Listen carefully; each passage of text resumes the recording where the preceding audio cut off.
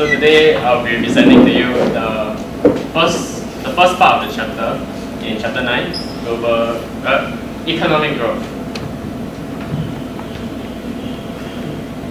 Okay, so I know it's a bit hard to see from behind, but I'll just explain what global economy is. So global economy is the economies of the world, individual countries considered together as a single economic system. So basically, right, you take every country and you combine it into one economic system, which forms global economy. Yeah.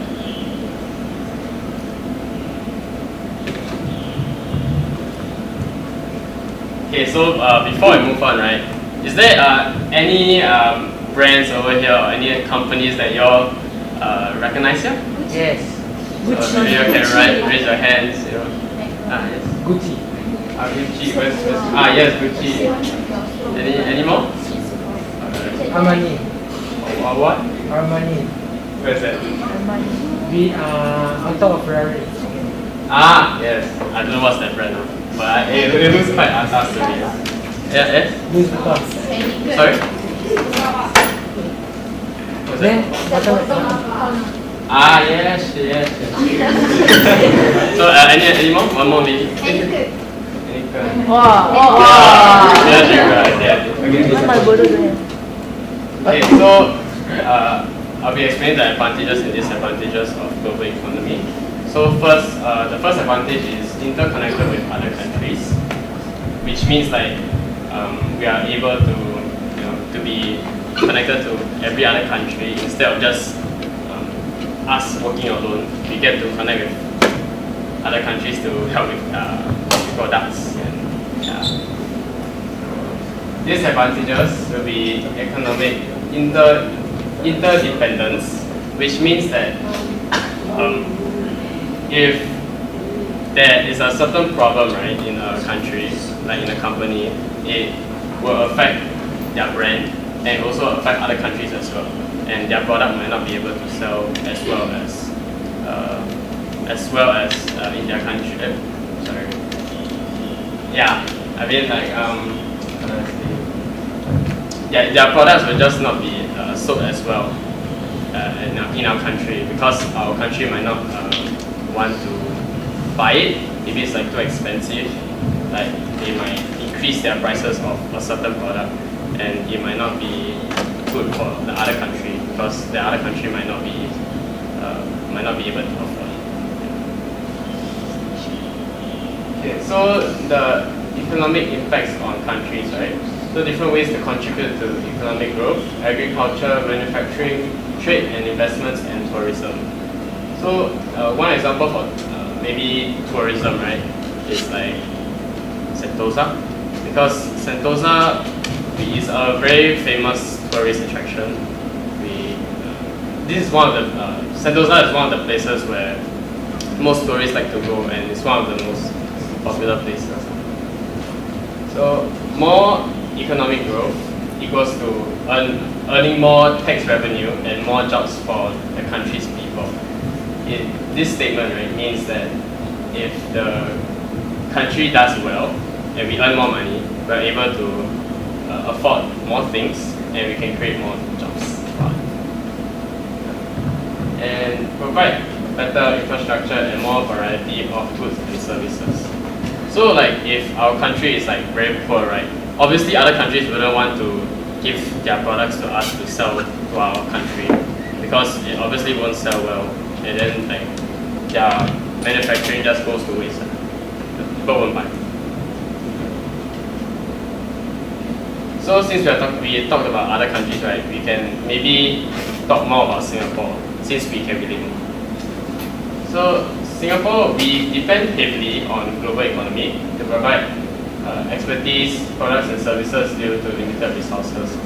Since Singapore is such a small country, right, our resources are very less. We won't have as much natural resources as compared to other countries. And maybe if we don't have like that specific resource that we need, then we always have to get it from other countries. Yeah, and if we don't get it from other countries, right, then where else can we get it? Right?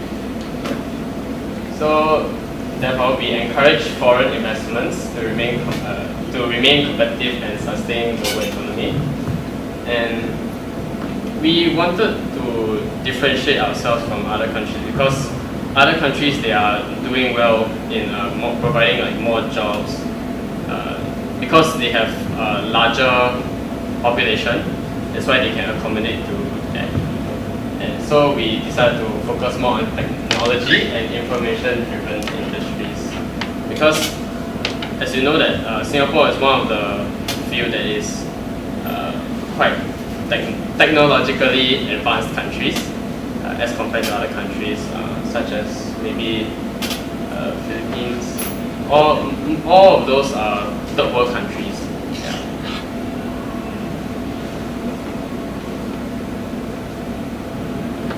Okay, so basically I'm gonna say the definition of GDP and GDP per capita.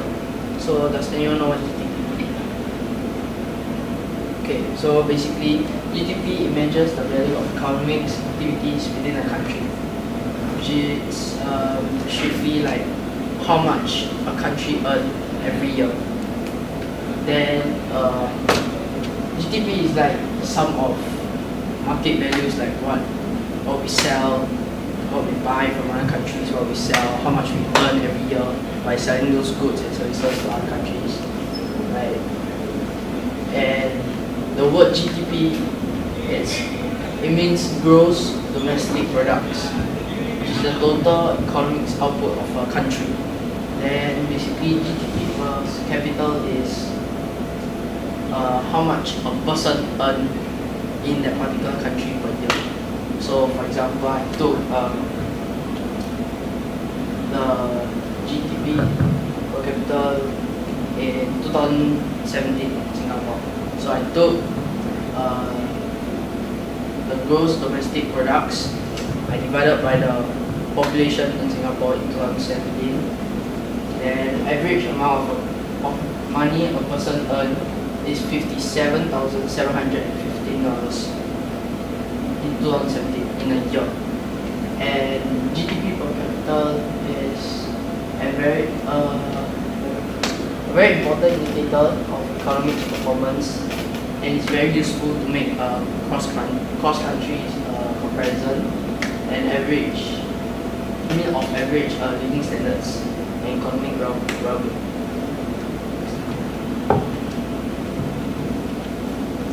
Then this is just the elaboration. I'll just explain more because this is how we calculate GDP per capita, so I mentioned just now. So it's just the average of money each person make, and it's not measured of personal income, and using it for cross-country comparison also has some known weaknesses. This is the gross domestic products per capita in the recent years from 2010 to 2017.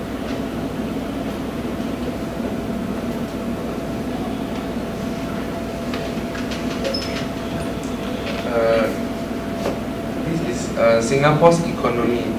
Today, the Singapore economy is one of the most stable in the world, with no foreign debt, high government revenue, and a consistent positive surplus. Do you guys know what a surplus is?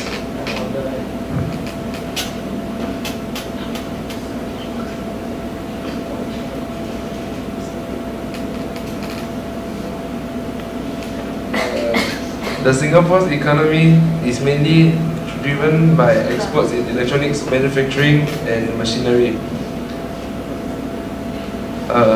financial services, tourism, and the world's busiest cargo seaport.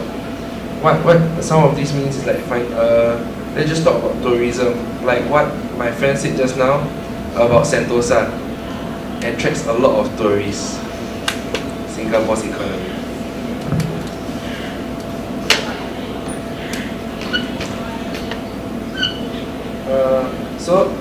if you guys don't know what a surplus is an excess supply, a situation in which the quantity of good or service supplied is more than the quantity demanded. So it's more of it's more of the quantity than the quality, something like that. So one of Singapore's main source of income is exports, particularly in electronics, chemicals and services, including Singapore's position as the regional hub for wealth management provide the main source of revenue for the economy, which allows it to purchase natural resources and raw goods which it lacks. Let's not look at this photo. I may or may not have wanted to take it out, but let's not focus on this photo. So Singapore's economic growth. The Ministry of Trade and Industry announced today, which is 2018, last year, before, that the Singapore economy grew by 3.2% 2018. The Singapore economy grew by 1.9% on a year-on-year basis. So last year it grew even more.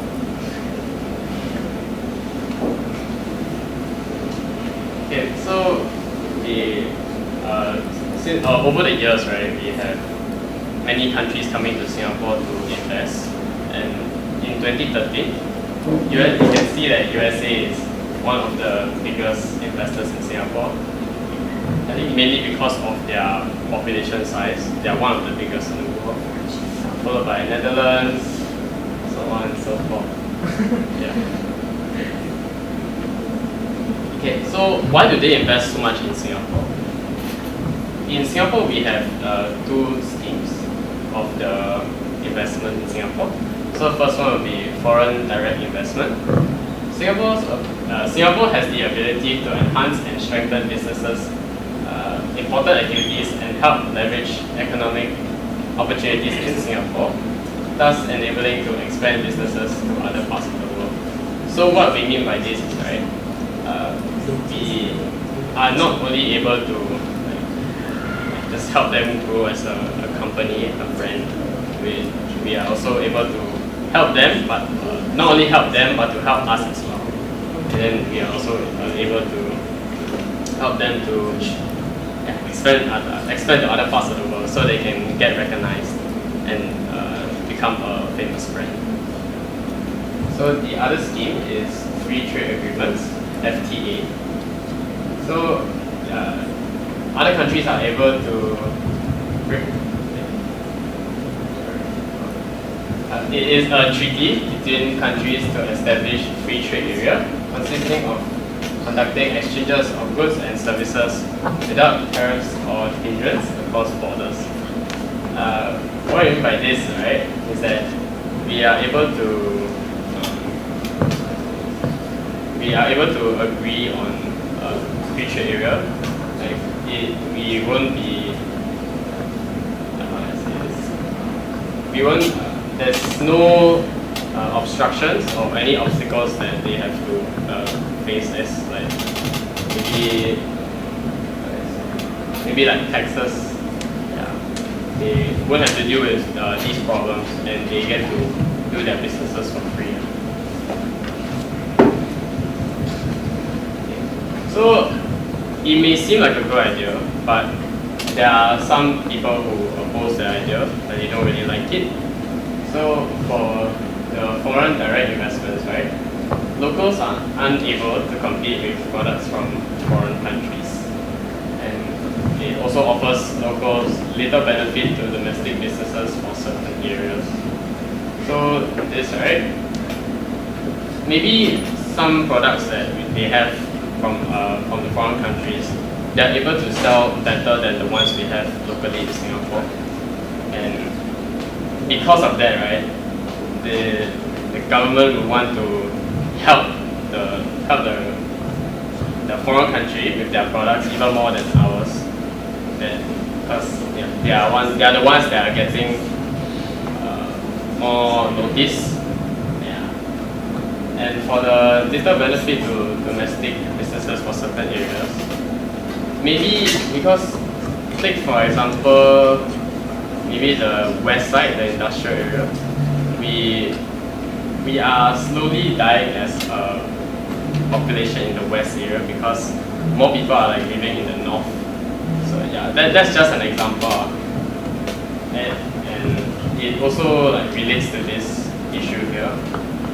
Maybe our products selling from the west might not be selling as well as compared to the north because more people are living in the north and there's a larger population there, and obviously they will want to, it will sell better there compared to the west. For free trade agreements, cheap products from foreign countries lead to competitions with locals in terms of selling products, and leading to closure of businesses due to low sales from foreign. So yeah, that's why I said just now, the cheap products will obviously sell better than more expensive because people wouldn't want to spend as much money when they are dealing with the same product. And because of this, people will have to close their shops, their businesses, because they're not selling as well as compared to other places that are selling a similar product. Yeah, so these are where we got our resources from, and yeah, that's the end of my presentation.